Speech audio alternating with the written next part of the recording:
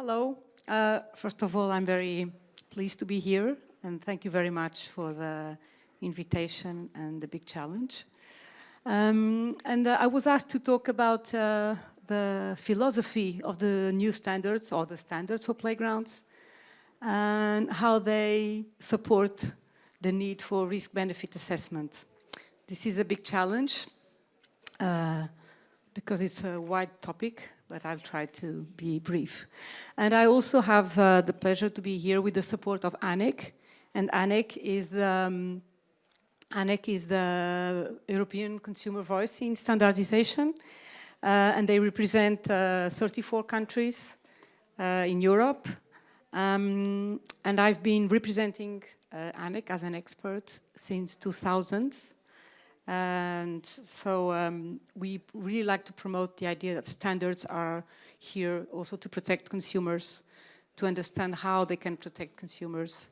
And I have a background in public health.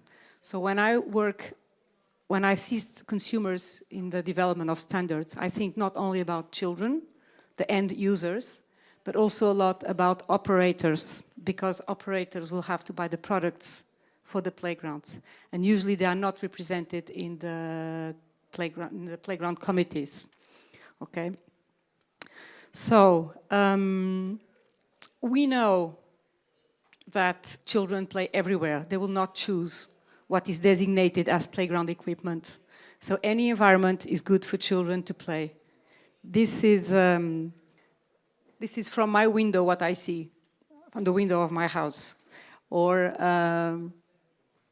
this is not play equipment in that sense. Or you can put whatever warnings there that if it's playable, if the affordance is for play, they will go there. It doesn't matter how many signs. Even as adults, we don't like very much rules, right? So if it looks like something we can climb on, sit on, we will do it. Doesn't matter if it's for that or not. And children also do not choose where to hang, if it's, again, if it's playground equipment or not. They just do it. It's part of the, I mean, this little guy here, oh God, here, we were doing a participating process in a school, and all the group was around us, but this guy always was apart watching us, but, you know, enjoying. He didn't want to be part of the discussion, so that's okay. Okay. But what is interesting is that we, and even parents, if this is happening here, well, the parents maybe they will be okay. But if it's here, then the tolerance for risk will diminish, even if the risk is lower, even if there is risk management in place, right? So this is also very interesting to see how we look at risk. How much risk are we able to accept? And so how, if we have building structures, built or produced structures, how do the standards come in? What do they tell us? And what is it, how can they help with risk management? Because here we start having products. Of course, here, if the product, the structure fails, maybe there will be a problem. But if the child falls here, the parents will not prosecute the municipality, for instance. It's absolutely clear that there is a risk, but it doesn't stop anyone. So we already had here the legal framework for playgrounds, but I was not completely clear what is the situation in the Czech Republic, because we have European law. And all products in the market are covered by the European General Product Safety Directive. And the Product Safety Directive in Europe says only safe products can be on the market. And safe, it's that they are safe for an intended or foreseeable use. And that is by inherent safety, by design. And it's part of the safety of the product to have instructions to maintain the safety during the whole life cycle for safe use. So operation, installation, inspection, maintenance, disposal. Okay? So standards come in because as a tool to show that legally the product is safe, but they are only a voluntary technical reference that set the minimums for acceptable risk. This is the view in Europe, okay? So for us here, for the playground equipment, because there are many other recreational products that are, like we have seen the skate parks or parkour equipment now, many things. But if we are focusing on 1176, it's the playground equipment and surfacing. And that will be the basis that we can all use, whatever, even if it's custom-made equipment or mass production. It's the criteria, it's a useful criteria for risk management. So we have seen here a little bit about the standard, but I mean, I'm working with this standard since 1994, that's 24 years. So I've seen a lot about this standard. I know very well how it is made for each requirement, how much discussion, and I really know it is an absolute compromise, and also which interests are represented very often. So for me, this is the published one now in 2017, that is getting enforced now in 2018, October 2018, is the third issue, third edition. So for me, the standard is really a dynamic document which addresses technical issues that are very important, but it's certainly not a Bible, certainly not a law, and it has a lot of small problems that we'll see here, but also very good guidance, okay? So it has been, someone before me already talked about the shells and the shoots and the maze and the can, and that's something they really had for this new standard in 2017. The introduction starts with these definitions, but what is so interesting is that we have over 230 shells, but not all have a means of validation. And that means that the chosen method to validate this shell will vary with the person that is applying it. Also for shoots, the recommendations, there are more than 40 shoots. And it's clear that we really need risk assessment there. Because those shoots, very often it's because we do not have a validation process that will show the same result all the time, but also because the shoots mean that you really have, for each case, adapt to local circumstances.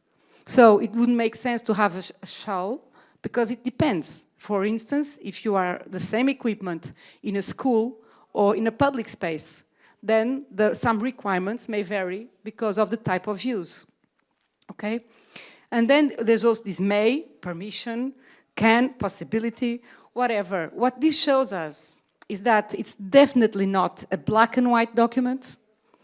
There are many gray areas, there are many gaps, and you really need professional judgment. You really need competence to really interpret this standard and apply it in a correct way. Use it as a useful tool, like a screwdriver. It's a tool, but you cannot use it as a definite decision. It will not, you have to take decisions, you have to take the responsibility for it. So when you look at the philosophy behind, and we already started all these shells and shoots, the first paragraph in the introduction clearly states that it's not the purpose of the requirements of this standard to lessen the contribution that playground equipment product makes to the child's development and or play, which is meaningful from an educational point of view. So that's the first statement, that we are talking about children's interests, that we want them to play. But we're also focusing on the product, okay? Also, what is interesting in this standard, and it clearly says as the aims of the standard, it's that it is a hazard-based, it has a hazard-based approach. So having a hazard-based approach means that someone has already think about what could be the hazards involved in playground equipment. And of course then in playgrounds. So even if you're not following completely the standard, it is not a very good idea to ignore previously identified hazards that could possibly be there. Of course, there will always be hazard, because if you have a height and movement, of course there is hazard. But how do you deal with that hazard, and how much of it do you want the child to be exposed to? Okay? So the standard tells us in a very, very clear way that the first aim of the standard and the way the requirements are there is to prevent accidents with a disabling or fatal consequence. But that's something you cannot completely avoid. You never know. I mean, this girl here, look at how well she is hanging on to the structure. But of course, if she falls like this with her head down, it's not a very healthy fall. But children know how to hang on. So the important thing for this standard, it's not a standard for behavior, is that the structure is okay. So they can hang like this in a safe way. And she's doing it, right?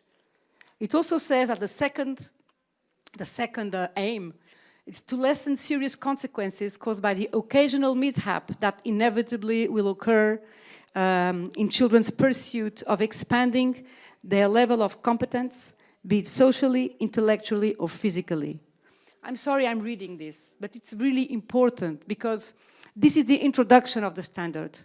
And usually people do not read it. The introduction sets the principles of all the requirements afterwards. So also for risk assessment, you should read the instruction and take into account what is written in the standard at first hand. Okay?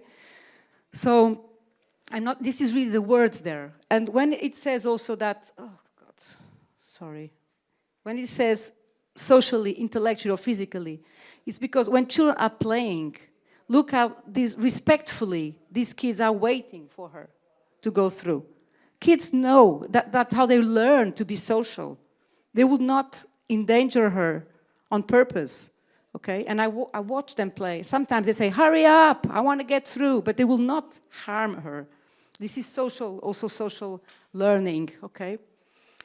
Then it also says that the scope, then we go to the scope, and it says that it's to ensure, the requirements are to ensure a proper level of safety when playing in, on, or around playground equipment. And this is important, in, on, or around, because then we have all the safety areas and all this. So these are concepts that are interesting to take into account when you are designing or planning a playground.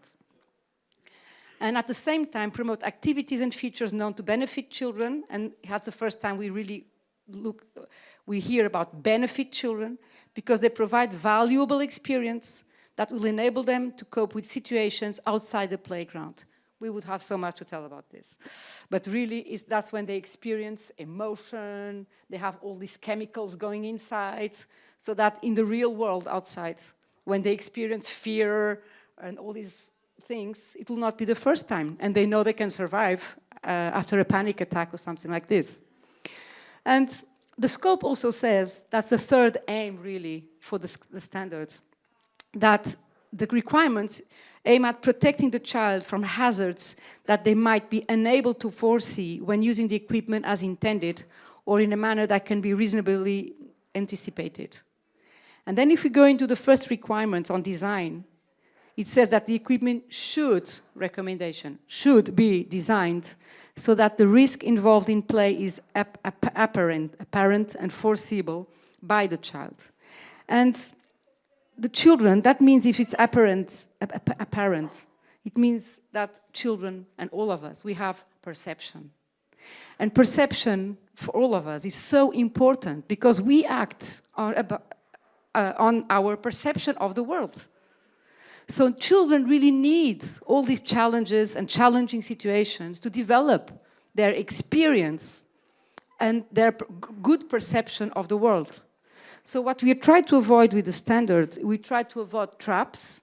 So if the hazards are clear, foreseeable, the children can choose if they want to take the risk or not. Of course, if it's a hidden hazard, they cannot have a choice.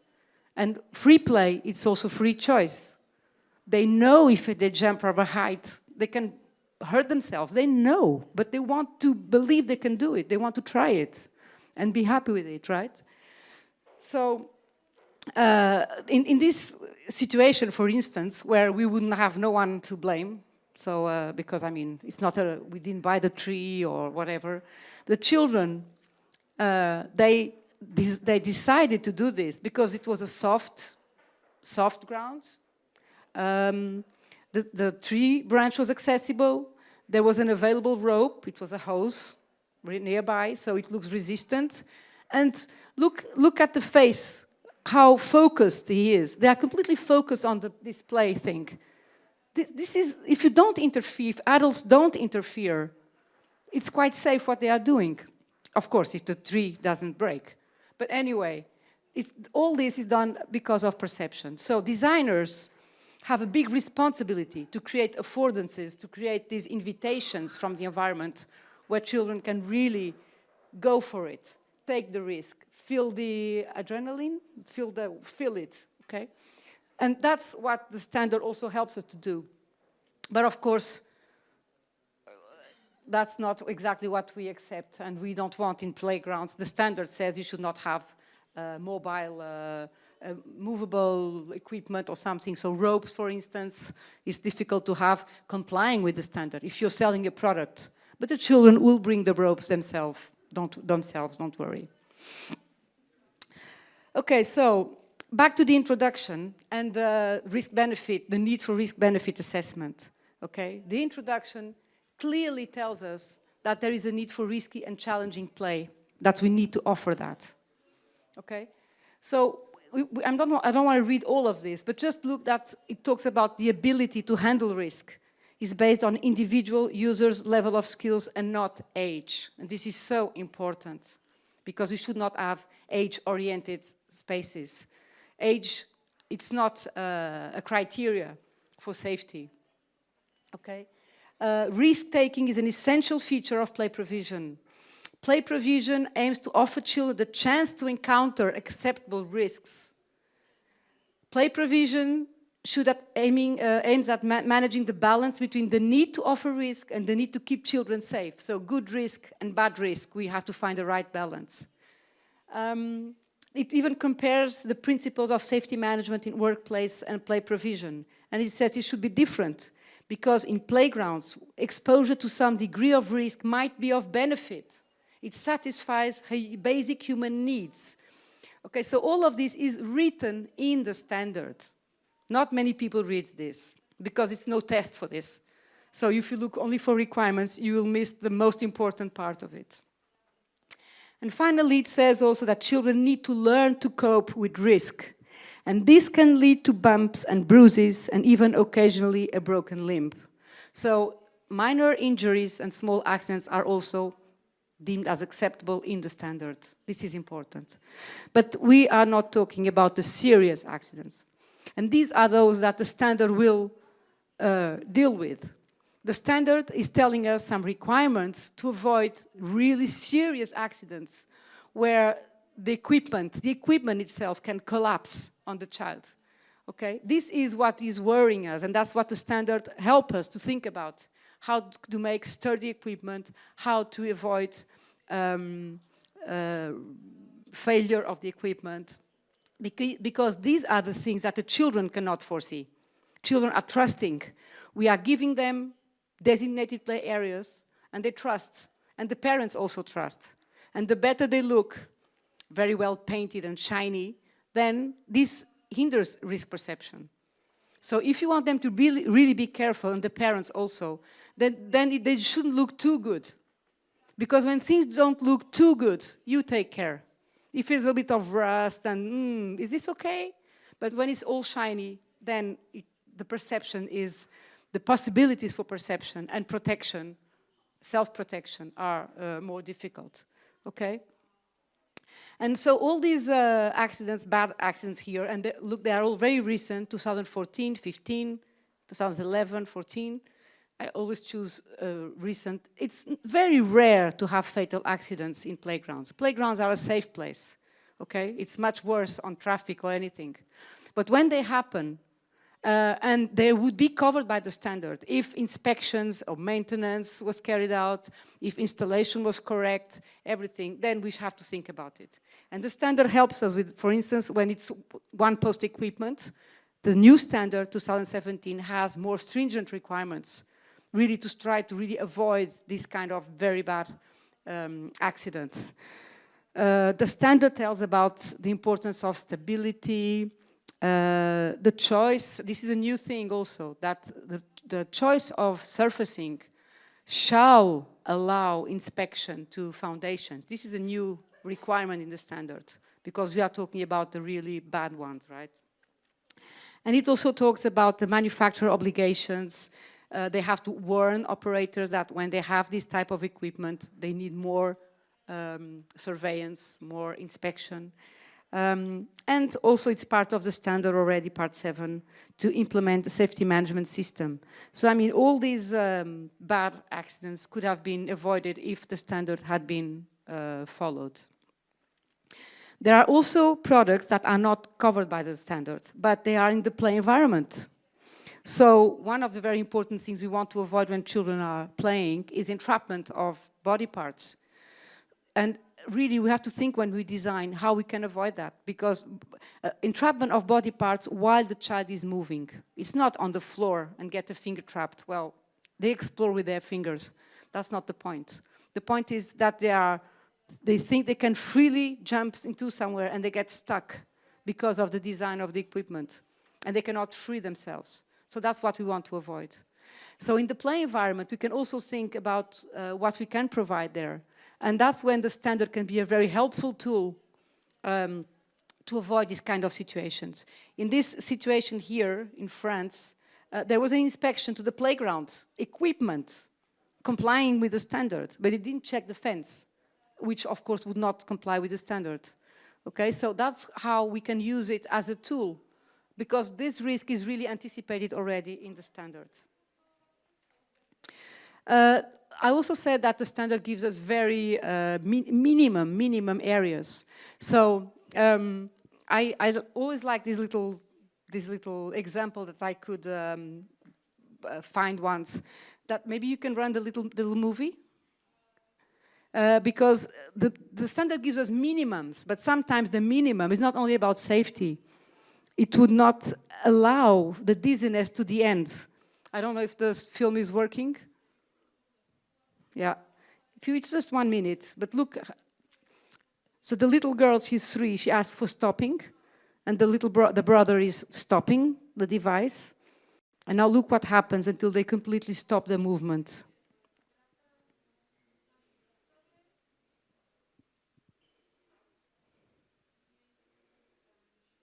They're all dizzy, you can see that, right?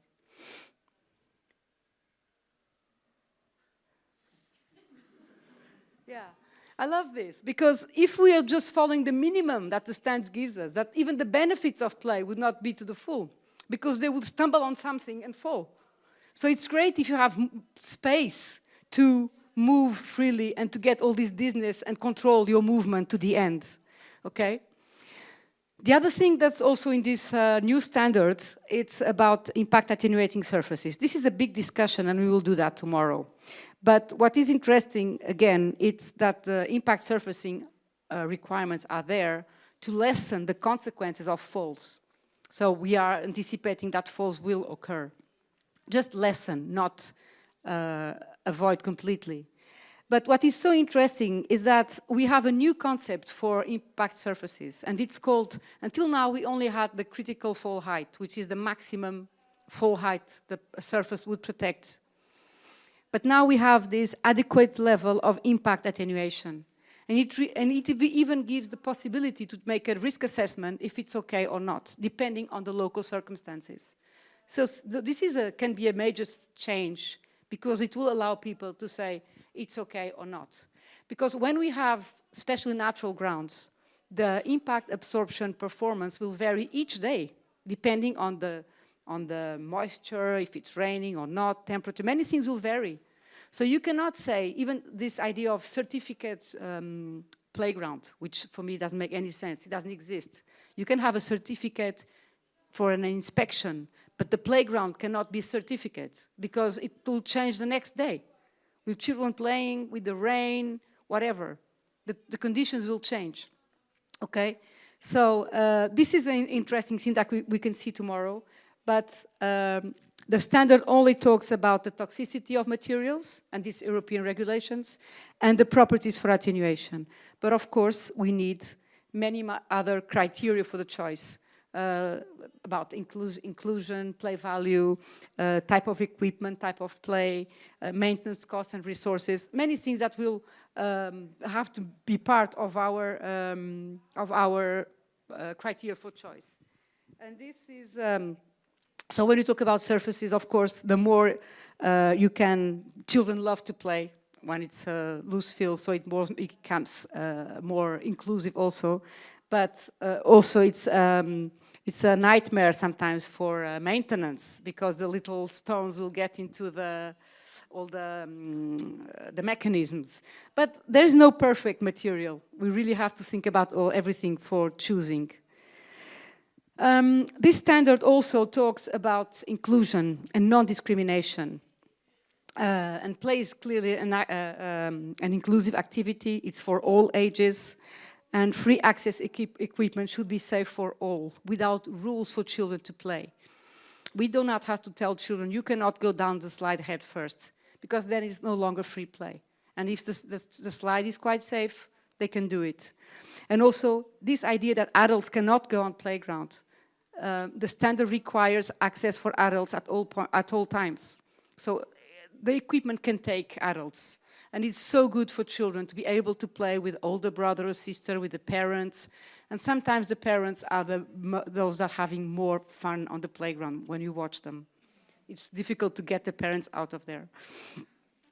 But what is interesting is that already in the standard in 2008, we had many things for inclusion, and saying that there is an increasing need for play provision to be accessible to users with disabilities. And this requires play areas to provide balance between safety and the offer of the required level of challenge and stimulation to all possible group of users. And what is new in this standard in 2017 is that we have reference documents. And there is a technical report that we have produced in 2013 that we called Play for All first, but then now it has a more standard name, which is called Playground Equipment Accessible to All Children. And this document is also very interesting and useful for guidance when you are planning and designing play areas. It gives you, of course, there are some theory, of course, giving some, it talks about the rights of all children to play together, not, as we saw this morning, the torture equipment, exclusive equipment. So what we want is equipment where children can all play together, whatever their abilities. All children have abilities, and all of us have our own abilities and disabilities, depending also on our fears, experiences, whatever. So in this report, one of the very interesting things is a chapter, I like it very much, challenge and risk, because all children need challenge. It also takes away the myth of wheelchairs, because when we think about disability, we think that it's all the children in wheelchairs. It's a very small percentage of children that really have to be on a wheelchair, and even those that are, when they are playing, they want to get out of the wheelchair. Okay, so there are many ways to make inclusive space, and it doesn't have to be accessible to wheel play everywhere, because some equipment, it can be dangerous to have wheel equipment nearby. So we use also in this report surfaces as a means of aiding access or impeding access, to take away obstacles, for instance, impact area, you know, for instance, on a swing or whatever, you don't want the wheelchair to be under the swing. So you can use surface. It's a very interesting document. It gives you some guidance for design also, okay? And also, it also helps you choose inclusive equipment. And it's very clear that the standard 1176 is not an obstacle for inclusive equipment. That was our job, really scanning all the standards, see how is it stopping inclusive equipment. Inclusive, not exclusive, okay? There's also another technical report that has also been published, and it's also there as a reference, which is also quite useful for when you're designing play areas, because it also gives you criteria for separation. And it also asks for risk-benefit assessment when you are separating different activities. And it's very good because, well, I like it because I really think it helps interpretation also of the standard. It gives you means of separation, if needed, distance, landscape, fencing, signage, and it has quite a good part saying that fences should be the last resource, okay? And it calls for risk-benefit assessment. Another report that is very important, and I really want to finish this one. This is not a reference in the standard because it was published, that was my 30 minutes. It was not referenced in the standard because it has just been published now in 2018. And we were talking about inspections and inspectors. And the standard says that inspections should be carried out by competent persons. But what is a competent person? Who can be an inspector? And this new report, it's not perfect, but it has it really says that to be a competent inspector, you need to be able to do risk-benefit assessment, and that means that you really need knowledge about child development, child needs. So I think that can help changing a lot, because then how will you, an inspector, if he's following the standard and ignore these necessary, it's not just to see requirements, the shalls on the standard, but much more, okay? So it's just that it's important for you to be aware of the existence of all these documents. And this is, I'm skipping those two examples. Maybe you can see them tomorrow for risk-benefit assessment, like this is in the school, but I skip it from now. And just to finish, I mean, I just would like to remind you that this standard really is, has been developed as, with a hazard-based approach that should not be ignored.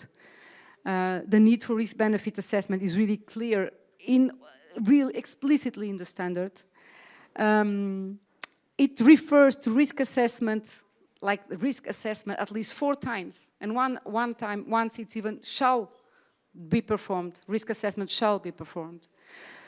So, as we've said before, it's not black and white. You need to use it as a tool and not as a final